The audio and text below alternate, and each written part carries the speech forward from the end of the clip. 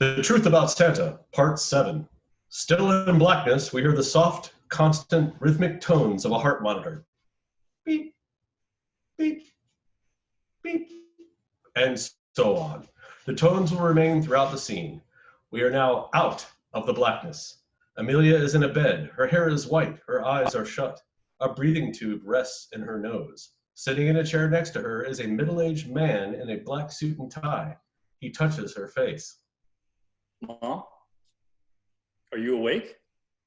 Emilia's eyes flutter open. Asher?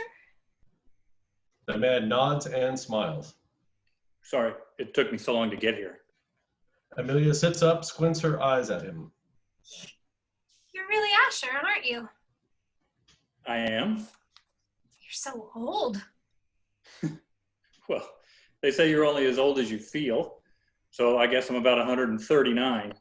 Emilia holds up her hands, studies them with fascination. I'm so old. I wouldn't say so old. Can I get you anything? Where are we? The hospital. Why am I in the hospital? Well, today is your scheduled time. Emilia's eyes widen with sudden realization. She puts her fingers on Asher's lips. Don't tell me I know this. Government-mandated euthanasia. Yes, that's true, it is. But listen, Mom, my lawyer says that we can appeal the mandate, delay the procedure. You don't have to go through with this. I think I already did. At least that's what Santa told me. Santa told you. And his elves, Mittens and Myrrh, they were trying to recover my memories. My, essence, I guess. This must be a memory right now. My last memory. Did they send me here? You're here because they forced you to sign the... That was a thinking out loud kind of question, dear. You don't need to answer it. Okay, then. I met them about an hour ago, the night you found out about Santa. Well, it was longer ago for you, I suppose. Do you remember that night? Well, it was a hard one to forget. You ran to your room, your dad went to get eggnog, and then Santa. A woman in a white coat holding a clipboard and a man carrying a large metallic case enter. They are Dr. Murray and Matt, the technician, respectively, and they are played by the same actors as Myrrh and Mittens. Thank you so much for your patience, Miss McMillon. Emilia, can I call you Emilia? Emilia sits straight up, almost pushing herself out of bed. She points excitedly at Dr. Murray and Matt. Myrrh! Mittens, I'm so glad you're here. These are Santa's elves. Not quite an elf, despite all the short jokes I get. No, I'm Dr. Murray, actually, and this is our memory technician, Matt. And how are we today? Great. Mittens, this is my son, Asher. He's old now. I see that. You're not that old. How did you get in here? This is a memory, right? Well, we'll be in a jiffy. No, it won't. I've been in contact with my lawyers. We filed all the papers. Mr. McMillon? It's a formal request. Mr. McMillon. You can't do this. You have no right Mr. McMillon! Asher, is it? May I call you Asher? Mr. McMillon will be fine. Okay, Mr. McMillon, your mother signed the waiver allowing us to... No, you know damn well. It is a legally binding document. How could anything she signs be legally binding? You heard her. She's clearly not in her right mind. She's talking about Santa Claus. Look, she has no idea what she's doing. Yes, I do. See? She knows. Sure. That'll hold up in court. The lady that thinks you're an elf says she knows what she's doing. Sorry, Mom. Mr. McMillon, I've done hundreds of these procedures already. I have quite a bit of experience with this type of situation, and I can tell you with no uncertainty that claiming that she is not of sound mind will do very little to get her out of non-essential classification. There has to be some There way. isn't. I'm sorry. Now, we can't allow family members in the room as we administer the injection and start the memory upload. Consciousness export? Consciousness export. You can leave on your own accord, or we can have security remove you. I'm not leaving. It's okay, Asher. I know them. No, you don't. You'll be allowed back in once we've completed the procedure. Please, make the right decision.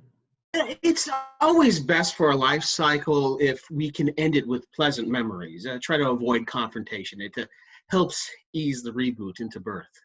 I'll be fine. Asher closes his eyes and nods. Okay. I'll be outside. Don't do anything to hurt her. It will be completely painless. Asher exits. Dr. Murray takes a syringe from the case. Can I see your arm, Emilia? I suppose so. Dr. Murray injects her. And that's that. Not so bad. It hurt a little. Sorry to hear that. Matt takes a device that looks like a gold foil crown with red and green wires snaking around it and places it on Emilia's head. Hey, this is going to start uploading all your memories directly into our server, even the ones you didn't even know were in there. Unless they get corrupted. How does that even work? I have no idea. Kidding. I have a degree. And now that we've initiated the procedure, we need to inform you that... It's us! Mittens! Myrrh, I knew it! I was going to tell her! Then why didn't you? Because you did! Fair point. Is this like what happened with Santa? Were you Dr. Murray and Matt? Well, not quite. We did find and replicate insert to talk to you. Which we couldn't do before, but when you lick the candy cane, you install the memory upgrade. You actually should have gotten one years ago, and when upgrades get installed, you're taken to the Deathloop memory for reboot. This one is really neat. Your file is no longer read-only. You can affect change within every cycle. You don't have to go through life the way it originally happened. Yeah, neat. Just in time for deletion. No, that's not going to happen. The log is saying you're at 100%. See? She shows Emilia her clipboard. So, what now? We don't know. However, we believe that once the juice that Myrrh squirted into you is going Gross. to... Agreed. Once it does its thing, you'll return to the base memory where we met, and Santa will be there to recover you and migrate you over to the new server. Join to the world! Sounds like a plan. Glad you agree, because we can't go back now. Emilia moves her hand in front of her face. Her eyes are glazing over. I think whatever you gave me is kicking in. Can I see Asher now? Song. And a 1 and a 2, we're Mittens And Myrrh we're Myrrh and Mittens. and we bid you a very fond farewell. He's Mittens. She's Myrrh, we're We're Myrrh. Myrrh and Mittens, and you've been so absolutely swell. Say hi to Santa for us. Glad to know you, Emilia. Mittens and Myrrh exit. For a few moments, Emilia is alone in the room, swaying to the rhythm of her heart monitor. Beep, beep, beep. Asher enters. He fluffs Emilia's pillows and sits in the chair next to her bed. Are you comfortable? I am. Good. He holds her hand. I felt so bad when I told you about Santa. I was bound to find out eventually.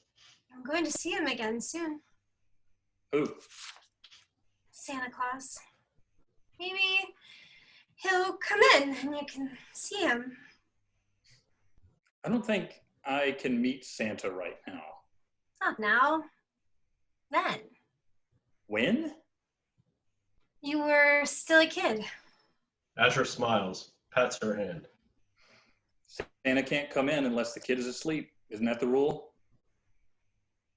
Things changed. The heart monitor flatlines. Beep. Blackness. To be continued.